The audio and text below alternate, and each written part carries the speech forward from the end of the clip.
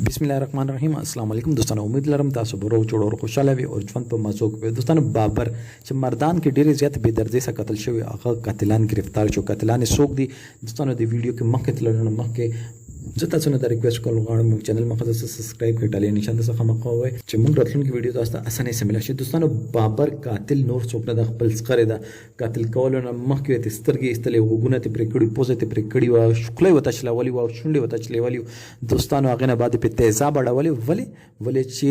د لوري خوخوا او بیا دغه مورو پلار چې دا یو ښه نظام ته اسلامي سنت مطابق دغه نکاح وکړه دغه ته لاس مرلې کور هغه د لاس مرلې کور ولیکلو دغه ته لاس کله لاس تولې سونا ولیکل هغه ته لاس تولې سونای وته ومنله دوستانو هغه به نور څه کړی هغه نه بعد دغه خرچ د لکه خواږه کې راوستي دي رسا بارزو چکر ته ورته ویرغه ورته په را باندې کړی دی هغه نه بعد تیزاب ورسره او دوستانو تړلې دی او هغه نه بعد حواله تسترګې استلې بیا ته دوستانو ډیر زیات ان شارټ ډیر زیات چې یو مور چې دا خپل زوی اخري دیدن غوندې ونه کړو دوستانو د ظلم نه دی دوستانو موږ معاشره کې چې کله پرې دغه یو قاتل چې دی دا هر څوک چې رسا خواږه کې رسولې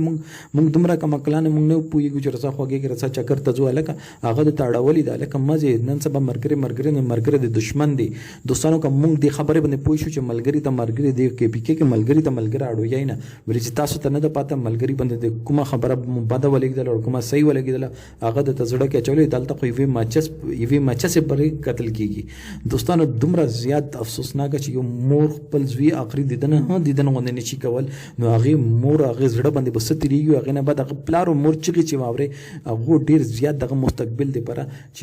هغه مستقبل دی پره چې کومه جنې خوخه کومه جنې چې رتلا دغه نه خوخه چې هغه رتلا دغه کور ته بار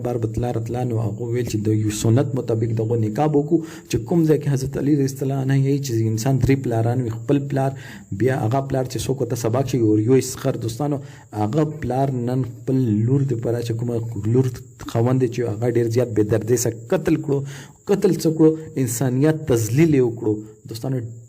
لاش تذلیل وکړو دوستانو کوم نه ویډیو ما خوښه کمنټ سیکشن کې خپل رائے ضرور وکړئ